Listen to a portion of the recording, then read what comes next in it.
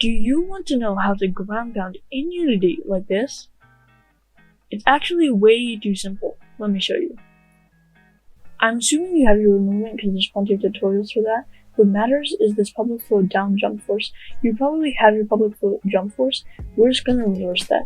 Instead of doing when get input.get key down, put up arrow or whatever this, or space or whatever it is, we're just gonna do if input.get key down, key code down arrow, or s or something, rb.velocity equals vector2.down times down jump force. That's all that matters. Then you want to go into the inspector and make your down jump force approximately double your jump force.